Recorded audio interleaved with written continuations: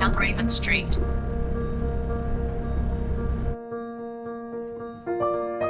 One mile, turn left on Firehill Avenue. Here we go. We just left West Yellowstone. Had a wonderful night.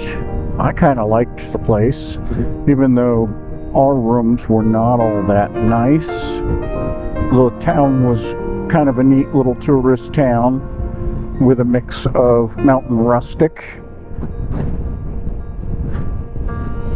And we are headed to Challis, Idaho.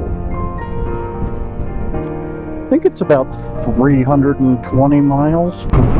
Must be we're gonna cross over into Idaho sometime soon.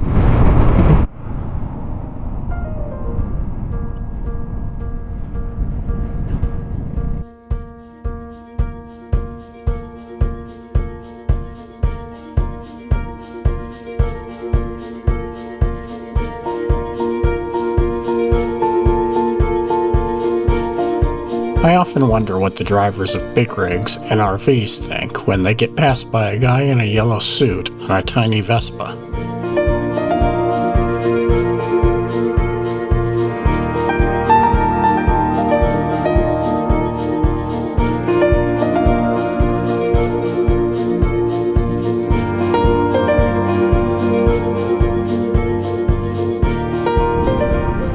This is a contemplative helmet thought day, I think, for me. The riding's not extremely challenging, you know, so far. And we're just cruising along, and then my mind is wandering and thinking things in my head. Nothing I really want to talk about, but, you know, you think about people in your life, people who have left your life or have died, who they were, what caused them to have successes and failures in life, what they could have changed, what I could have changed. Anyways, it's weird. You know, you just get in a zone where you're like, okay, well, we're buzzing along on the scooter, and you get contemplative. It's like something on fire up here to the right.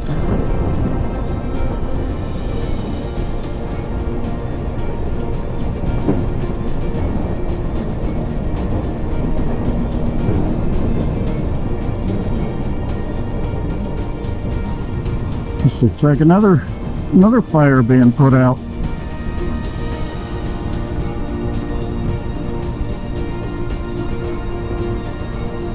Well, I know forest fires are a scourge, but that sure smelled nice.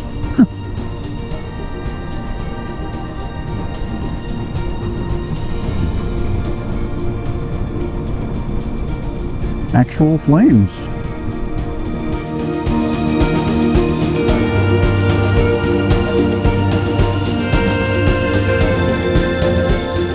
We had an interesting turn of events this morning. Val has some friends who live in Virginia City, Montana, and we are going to go visit them and have some coffee.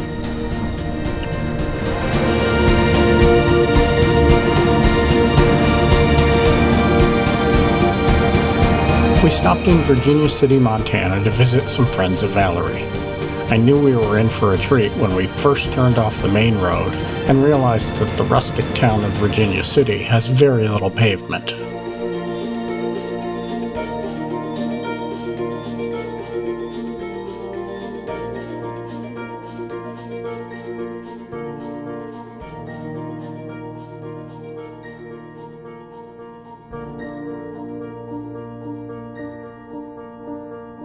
I can't tell you how nice it is when you've been out on the road to be welcomed into someone's home. Thank you, Beverly and Alyson. I appreciate your hospitality. Virginia City, Montana. So Val said Virginia City was a ghost town, and then people moved in and revitalized it. Which is kind of fascinating, right? Wouldn't you love to buy a ghost town and revitalize it and live in it and have people come back? And sounds exciting and fun, and probably a lot of hard work.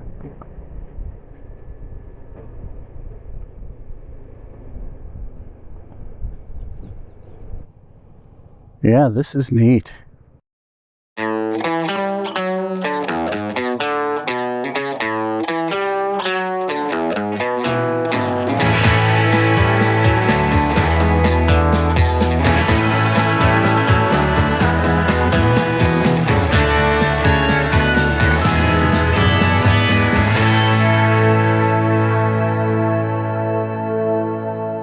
The Beaverhead County Fair. And we are looking for an elephant's grave. Old Pitt wasn't just any circus elephant, he was a star. Audiences marveled as he performed across America, becoming one of the most famous elephants of his time. Tragically, Old Pitt was struck by lightning and died here while performing with the Cole Brothers Circus in 1943.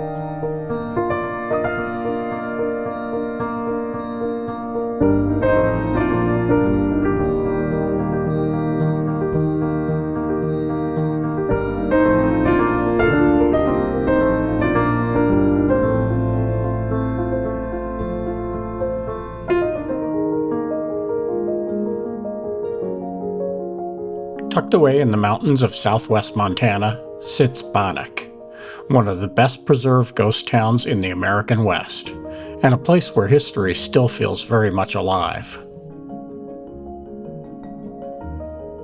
Founded in 1862 after the discovery of gold along Grasshopper Creek, Bannack quickly grew into Montana's first territorial capital. At its peak, the town was home to thousands of miners, merchants, and families, all chasing fortune in the rugged frontier. Life here wasn't just about opportunity. It was also about survival. Bannack gained a reputation for lawlessness, and one of the most infamous figures was Sheriff Henry Plummer, who was later accused of leading a secret gang of road agents responsible for robberies and murders throughout the region. As the gold began to run out, so did Bannack's population. By the early 1900s, most residents had moved on, leaving behind homes, businesses, and memories frozen in time.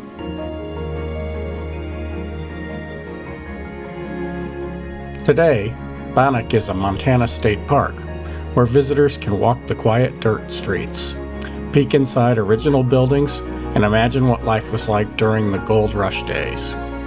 From the old hotel and schoolhouse to the weathered storefronts, every structure tells a story.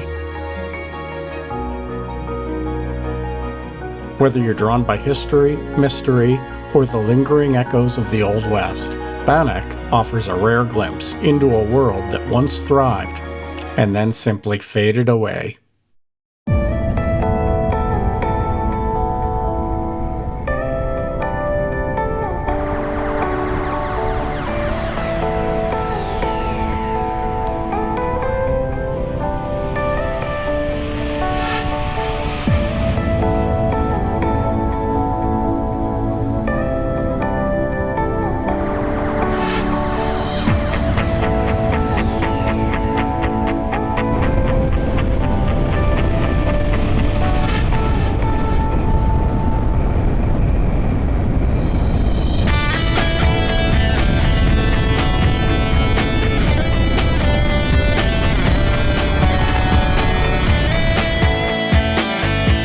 We stopped at the Owl Club in Salmon, a true piece of Idaho history. This saloon has been welcoming locals and travelers since 1937. Famous for its iconic owl sign, it is considered a local rite of passage to fire an arrow or two into the sign. We are continuing on with the Salmon River scenic byway. A nice road that just follows the river.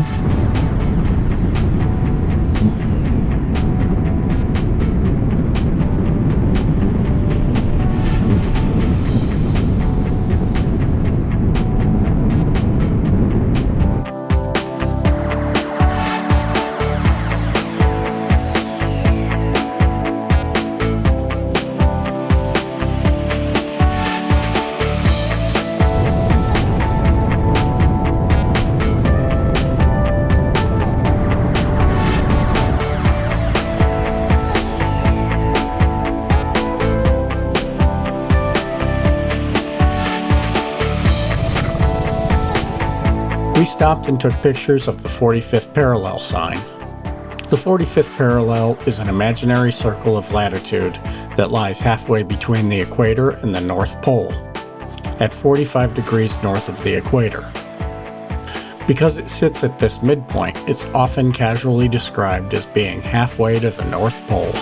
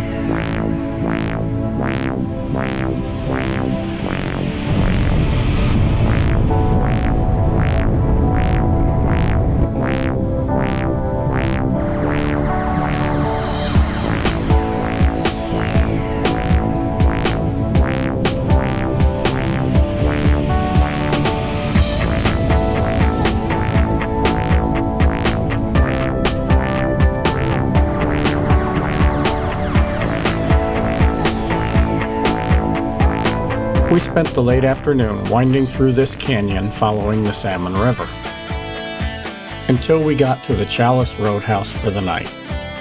There aren't a lot of choices for lodging in Challis, Idaho, but the Challis Roadhouse is definitely one of them. When we tried to check in at the Roadhouse, the girl behind the bar told us she wasn't sure if they were renting out rooms anymore. I told her we had made reservations months ago. "Sit down, order a burger," she said, and beers would be on the house until she figured it out.